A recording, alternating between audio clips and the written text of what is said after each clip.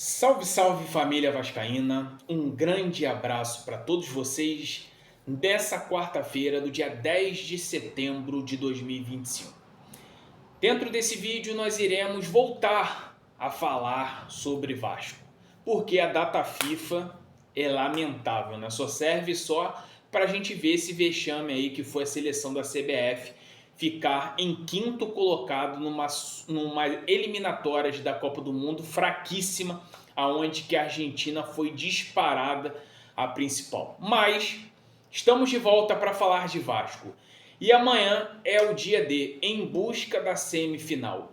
O Vasco enfrenta o Botafogo no Engenhão, no Newton Santos, com casa cheia. A princípio saiu torcedor do Botafogo até não sei da onde, que eles conseguiram pela primeira vez esgotar os ingressos de um estádio que tem 40 mil lugares. Depois dizem que o Botafogo tem torcida. Enfim, jogar essa polêmica no ar.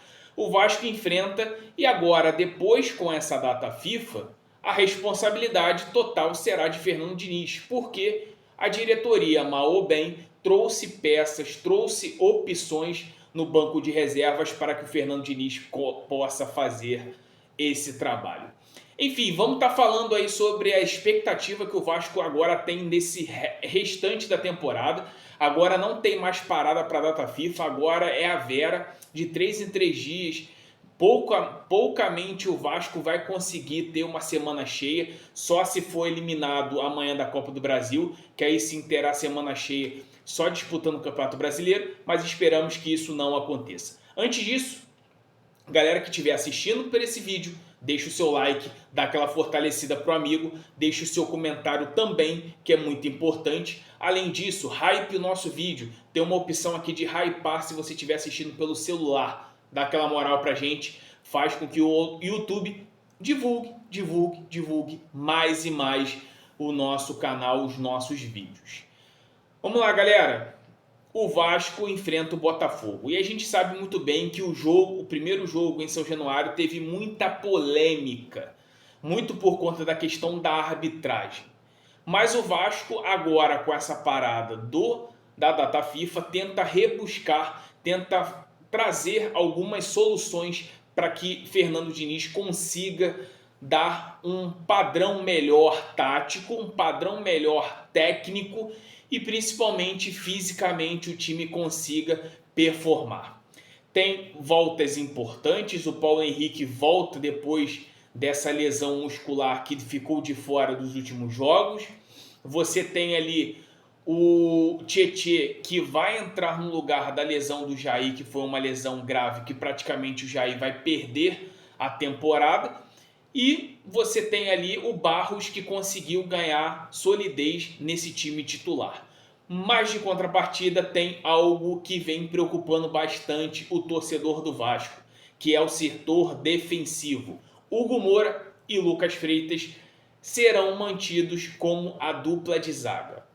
O Cuesta não foi registrado para essa fase da Copa do Brasil. O Robert Renan e Matheus França estão registrados nessa fase da Copa do Brasil. E particularmente, eu não sei o porquê o Fernando Diniz vai insistir no Lucas Freitas, mas é aquilo que a gente sempre comentou. A partir do momento que você contrata jogadores que não vinham atuando, eles vão vindo para o time para tentar se readaptar, como foi e vai acontecer com o Robert Renan. A última partida do Robert Renan foi na Saudi Pro League em maio desse ano. Então ele está inativo junho, julho, agosto, praticamente 3 meses, como o Thiago Mendes foi quando foi contratado. Então vai se levar um certo tempo, como está acontecendo com o Thiago Mendes, vai acontecer também com o Robert Renan, com o Cuesta, com o Matheus França, esses jogadores que estavam inativos em seus clubes. Enfim, o time será o mesmo, vem a vinda do Puma Rodrigues, que nem sequer jogou ontem na seleção uruguaia. Eu não sei porque o Marcelo Bielsa convoca o Puma Rodrigues se ele não tem chance. Num time mesclado, ele não tem chance como titular. O cara prefere improvisar um volante para ser lateral. ele não tem chance na posição que ele atua mais no Vasco, que é de meia direita. Então, para que ser convocado? Só para ganhar milhas no aeroporto? No avião? Deve ser, né? Então, enfim, o Puma vai estar voltando e o Vasco tenta essa busca. Meu palpite, o Vasco vai ter que controlar muito o primeiro tempo. A gente vai falar muito amanhã. Inclusive, amanhã eu vou fazer uma live pela manhã, naquele mesmo horário de sempre, às 9h45, para a gente estar trocando uma ideia, tá? E a gente falando um pouco do jogo. Mas o Fernando Diniz vai ter que quebrar um tabu. Fernando Diniz não vence o Botafogo há mais de 9 jogos. E o Fernando Diniz vai ter que solucionar esses problemas. O time do Botafogo tem um time melhor fisicamente, tem um time melhor tecnicamente, mas taticamente ainda não se encaixou com o filho do Ancelotti, o David Ancelotti. O Vasco pode aproveitar essas oportunidades? Pode. O Vitinho ontem, por exemplo, jogou praticamente quase o jogo pela seleção brasileira. Vai ser titular amanhã. Vai estar talvez meia boca por conta da questão da altitude. É um caso a se explorar ali, talvez com o Nuno Moreira pressionando ele. O setor defensivo com 2 canhotos, David Ricardo e Alexander Barbosa, que devem ser titulares. Podem explorar principalmente o lado direito dos dois, até porque eles não têm a parte destra, por serem canhotos. Então o Vasco tem que controlar muito bem o meio de campo, principalmente ter um marcador ao lado do Marlon Freitas. Se isso não acontecer, o Botafogo vai ser dominante no jogo. Além disso, tem um fator principal que muita gente não conta como principal em consideração, que é o tapete. Grama sintética favorece muito aos clubes. Para quem jogou bola, independente se é profissional, se é pelada, sabe muito bem o que eu vou falar agora.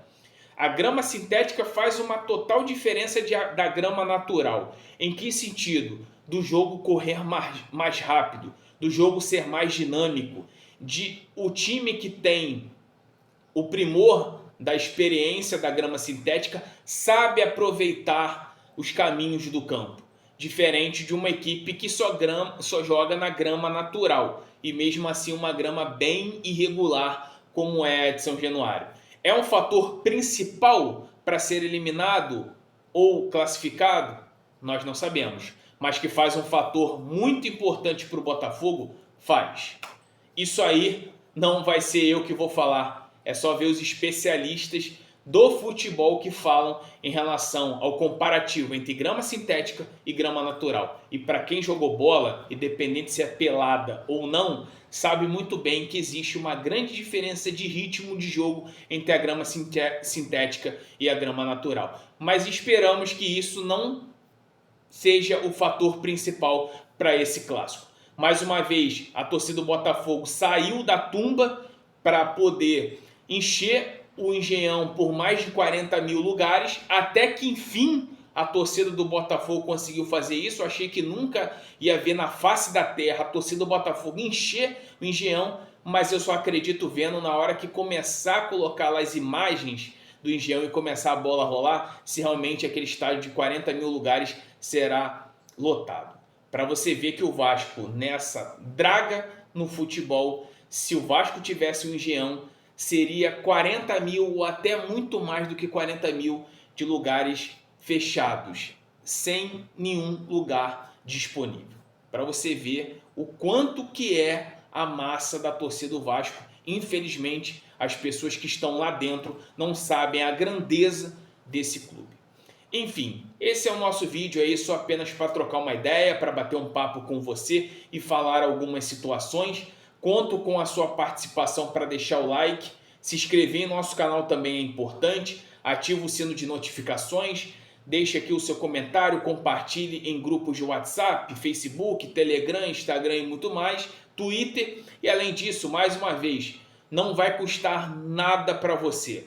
Está assistindo pelo celular, dê uma hypada, tem um botãozinho de hypar, você vai estar hypando o vídeo. Isso é o que, Bruno? Você vai estar ajudando esse vídeo a ser divulgado para mais pessoas. O canal será mais divulgado, o canal será mais irrelevante aqui dentro da plataforma. Isso é importante principalmente para mostrarmos que realmente nós somos torcedores, nós somos raízes que sempre queremos defender a instituição Clube de Regatas Vasco da Gama. Um grande abraço para todos, tamo junto, saudações vascaínas, até amanhã ou até qualquer hora. Vai que aparece uma bomba e a gente tem que voltar aqui para conversar com vocês.